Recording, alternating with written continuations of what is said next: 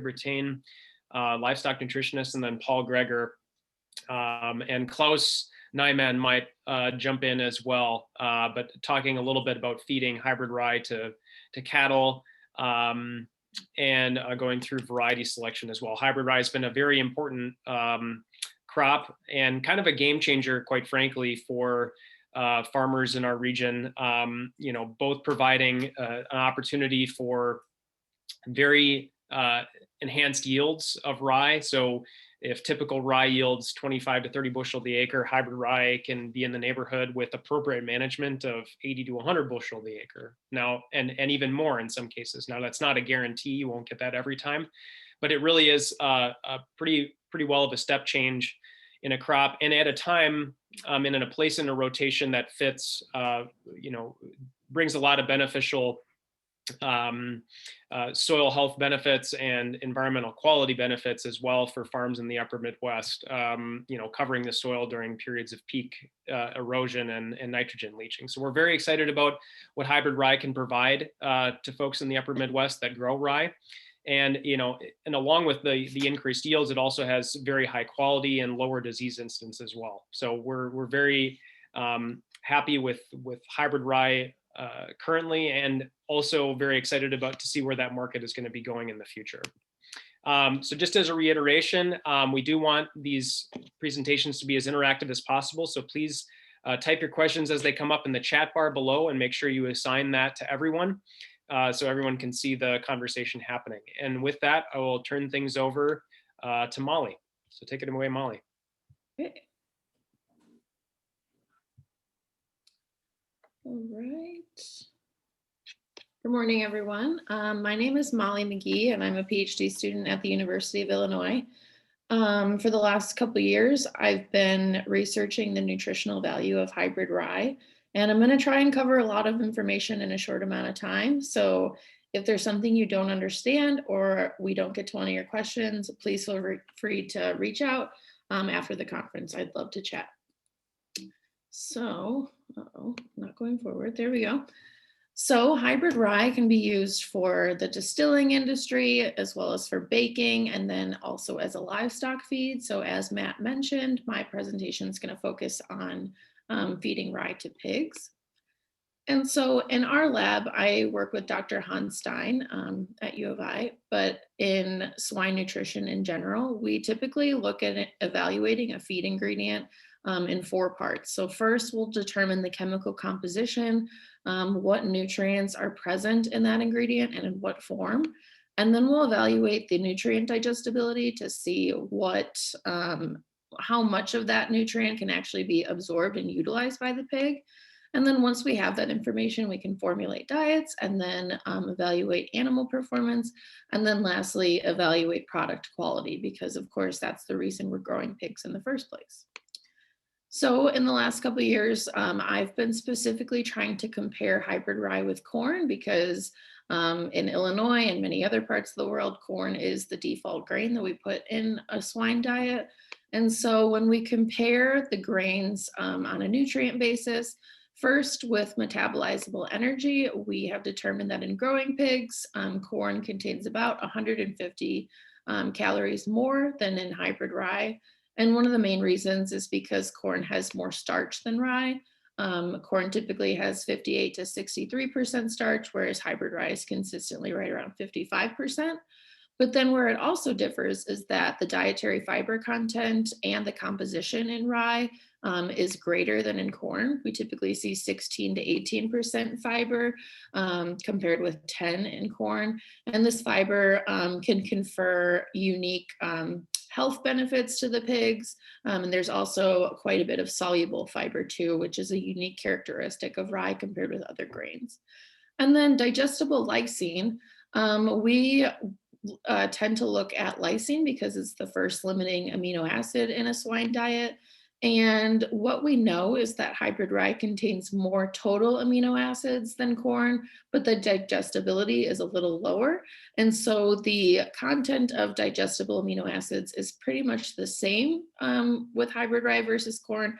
However, we do see slightly more digestible lysine than in corn. And then lastly, digestible phosphorus. Hybrid rye has more digestible phosphorus than corn because it has more total phosphorus and it is more digestible. So now that we know all of that information, we've been able to formulate diets and test these ingredients in different stages of production for pigs. And so the first experiment that I want to touch on, I have already presented this data last year, but I still think it's really interesting and important. So I still want to highlight some of the discoveries we made with this experiment. And we evaluated the sow and litter performance when we replaced corn with hybrid rye. So we hypothesized that we could replace portions of corn with rye without seeing any changes in productivity with both the sows and the piglets. And we used 4 dietary treatments for this experiment that were formulated for both gestation and lactation. And the control diet primarily was made up of corn, soybean meal, and then some other smaller inclusion levels of ingredients, including soybean hulls, soybean oil, and vitamins and minerals. And then for our additional treatments, we replaced 25% of the corn with hybrid rye, then 50% corn with hybrid rye, and then lastly, 75% of corn with hybrid rye. So we fed these diets through gestation and lactation. And what we discovered in gestation is that there was virtually no difference across diets. So for these graphs on the x-axis, I have the control diet and then 25, 50, and 75% rye. And these indicate the replacement rate of corn for hybrid rye. So these are not actual inclusion rates. These are replacement rates. But for the first variable, we can see that there was no difference in average daily feed intake in gestation. And that was also true for gestation average daily gain. No difference across treatments for that.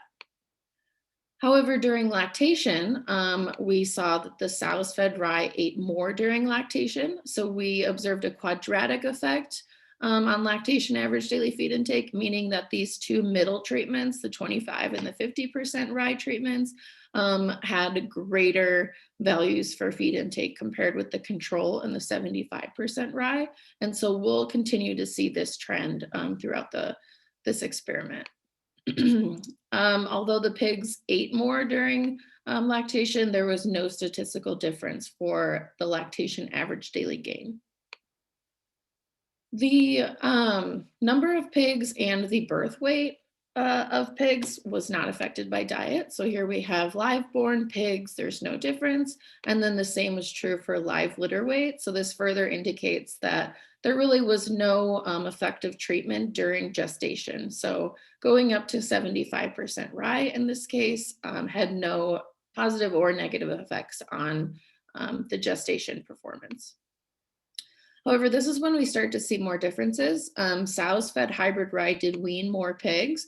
So again, we see this quadratic response where the 25 and 50% treatments had greater number of pigs weaned. And the reason for that is because we also saw a quadratic tendency for mortality to be reduced. And so this reduction in mortality was due to fewer pigs being crushed. And so we have a couple hypotheses for why this happened. This could be due to sow behavior modulation. It's possible that that soluble dietary fiber made the sows more satiated for longer periods of time. And so it also can have a calming effect. Therefore, the sows may have been standing up and lying down fewer times than compared with the control diet. And then therefore they would have crushed fewer pigs. So that's one of our hypotheses. And then the other one is that it's possible that the pigs themselves had greater vigor. And so they were able to move out of the way every time that sow laid down, and therefore fewer of them got crushed. So because of that greater number of pigs weaned, we also had greater wean weight, as you can see here, as well as litter average daily gain. And this is due to greater milk production and again, that larger litter size due to the reduced mortality.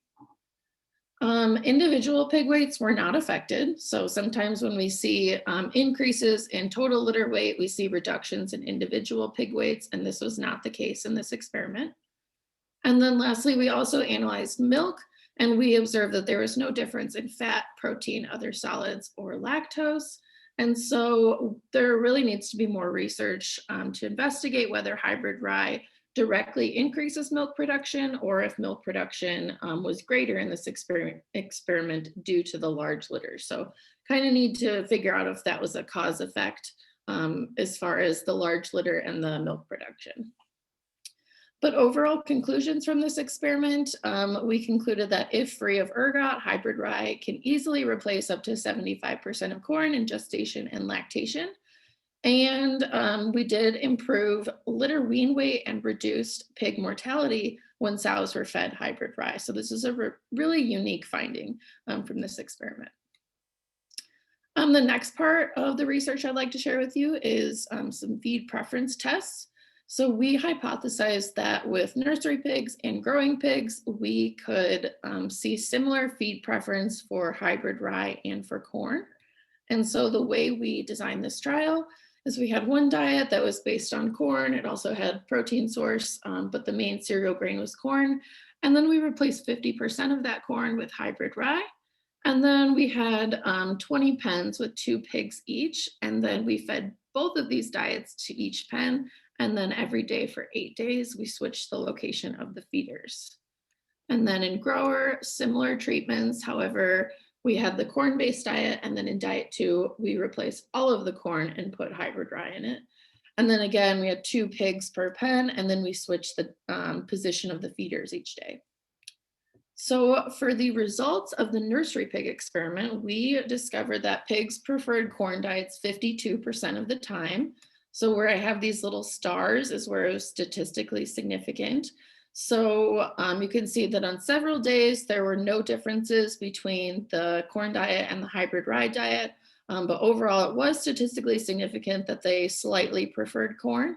Obviously, 52 is quite close to 50-50 though, so we can keep that in mind.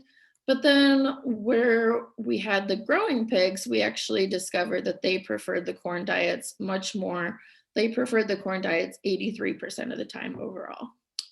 So some reasons for this, it could be due to the taste and the smell of the hybrid rye. But personally, I think it's probably due to the fact that the growing pigs we used are familiar with corn since they were raised in Illinois and they were fed corn their whole lives.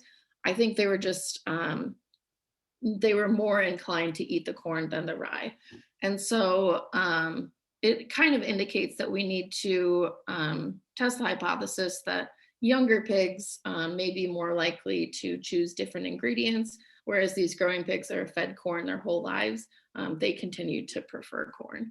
And then there's also some differences between corn and rye, including dustiness, and then the fiber can influence the viscosity inside the digestive tract of the pigs. And so this can affect their hunger and satiety cues as well.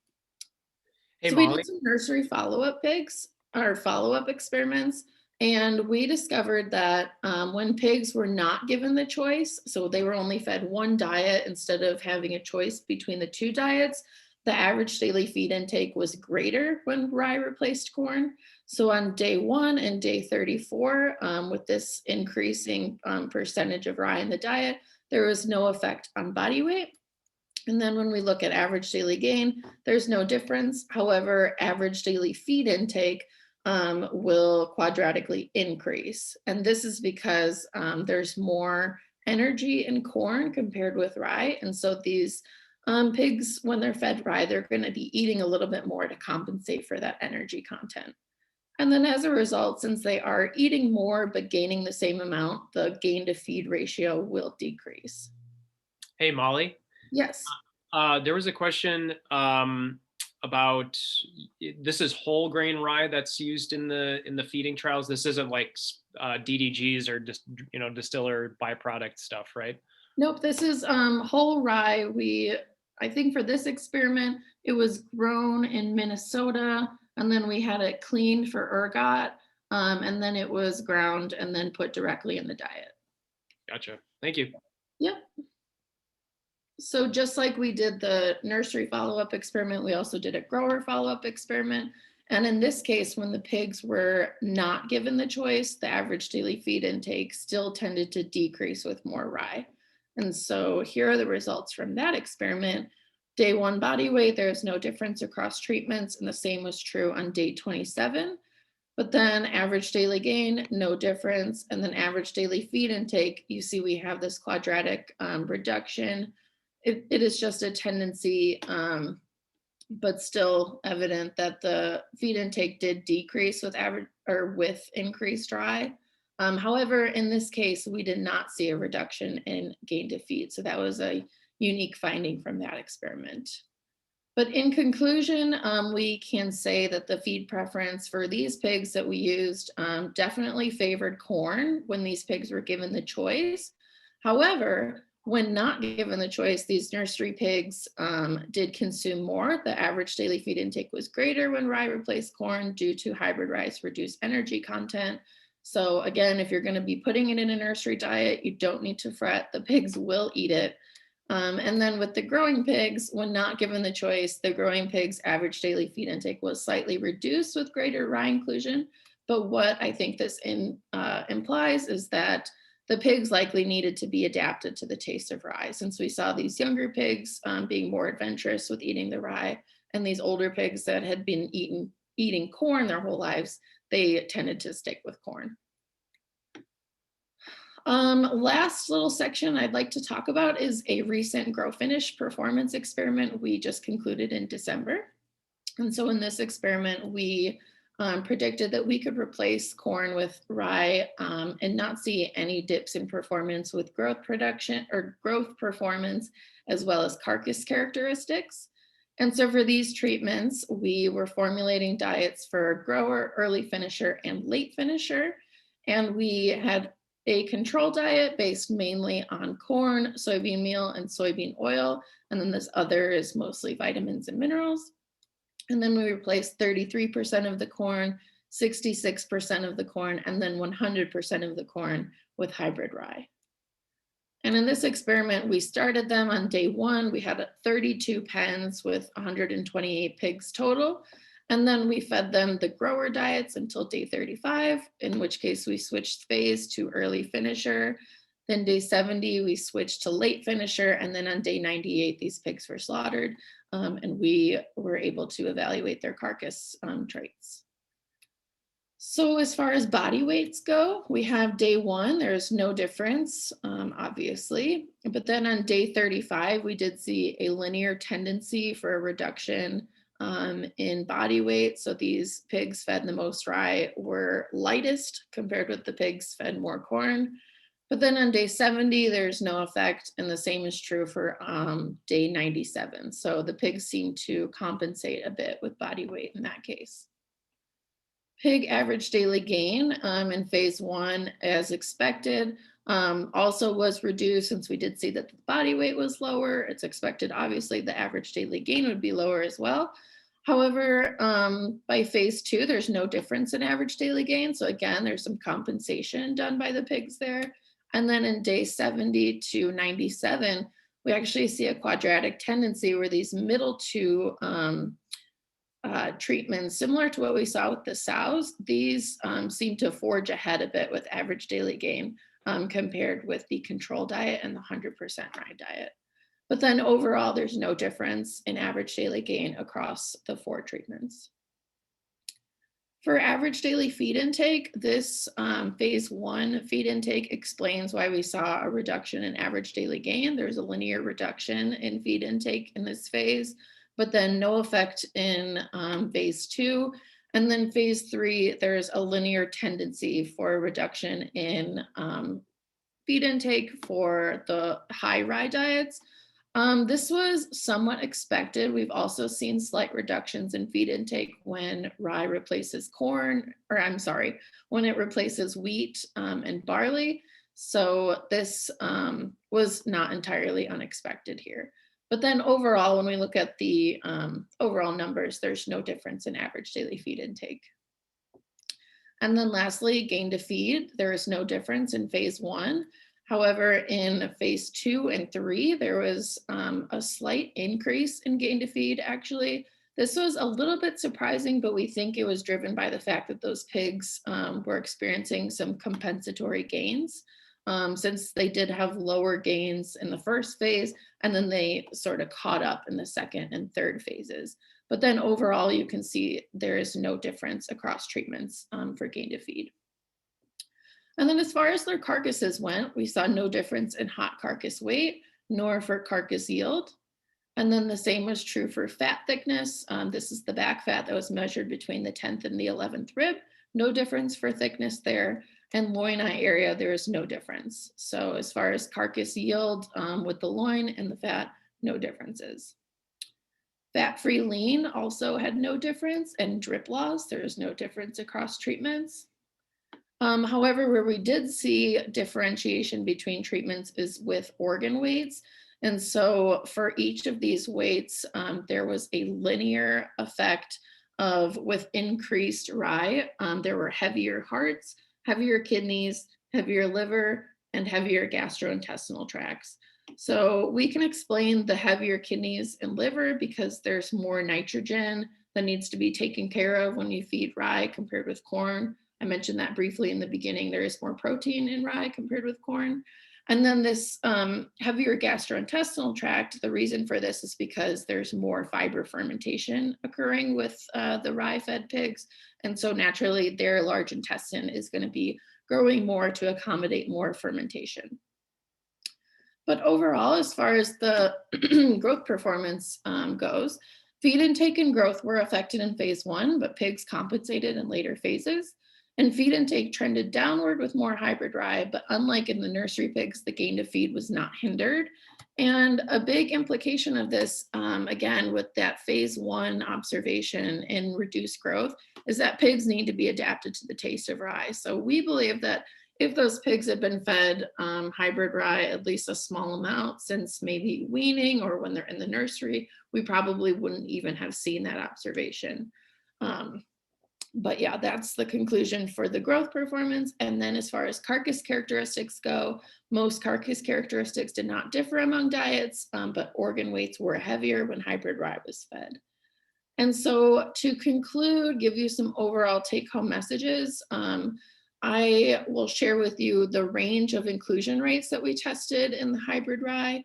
And then based on just our findings, what we believe the suggested maximum is.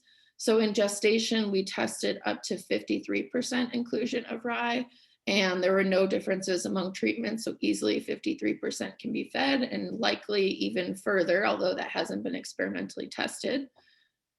Same is true for lactation. We fed up to 51% hybrid rye, and we did see a reduction in mortality and greater wean weights with 17 to 34% inclusion. So not only was the performance not hindered, it actually was boosted with these medium levels of rye, and you can easily go up to 51% without seeing any dips in production. As far as weanling pigs, we've done a couple experiments with them, and we've fed up to 24%, and average daily gain was not affected, going up to 24% hybrid rye. And we also saw in one experiment that the diarrhea incidence may be modestly reduced with low levels of hybrid rye. That could be attributed to the dietary fiber, giving some health benefits to those young pigs. And then in the nursery, we've actually fed up to 60%. And we saw that average daily gain was not affected by the rye inclusion, but gain to feed was reduced at very high inclusion rates. So that's kind of an economic decision. If you want to go up to 60%, your pigs will still be growing at the same rate. However, your feed efficiency will be reduced. And then in grower, we fed up to 68%. And I have a little asterisk here. The maximum is either 45 or 68%. Again, this is based on our experiments where the pigs were not adapted to rye. And so we initially saw that reduction in growth when they first are offered the rye. And so again, adapt the pigs to rye early, and we might not even see that dip in growth in the first phases. And then with finishing pigs, we fed up to 83%.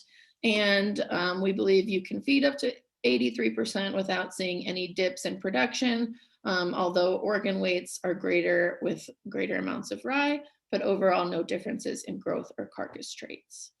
So I know I covered a lot. If there's anything you want to talk about further, please feel free to contact me via email. And yeah, thank you for giving me your attention. Great. Thanks very much, Molly. I appreciate that presentation. And there was some questions that came up. I think we kind of answered some of them, but you gave your email at the beginning as well. So that's a good way for people to get in touch with you. And I want to just mention too that I kind of neglected to give a little background information about why these feeding studies for hybrid rye are so important, at least from our perspective. And I know from KWS, the genetic supplier of these hybrid rye varieties, is, there's definitely markets available right now for hybrid rye to go into the milling and distilling industry, which is attractive. But what really is going to move the needle on making this crop more widespread and giving, more producers a chance to put another crop in rotation that's not corn and soybeans is going to be providing a market for hybrid rye in the animal feed industry. So that's really what Molly's research is really focused on. And unlike in places like the EU, where they feed hybrid rye pretty routinely to pigs and other animals, the big hurdle in the United States is to compete with the ocean of corn that we grow here, that's used for animal feed. So that's really the background information, and really what we're hoping to do to create more widespread markets for small grains in general, but in hybrid rye specifically, is to get more of these crops into animal feed rations. So just want to provide a little bit of that background. So right now I'm going to turn things over, as we're just going to catch our breaths here, to Becca Bertain from KWS. And we'll get her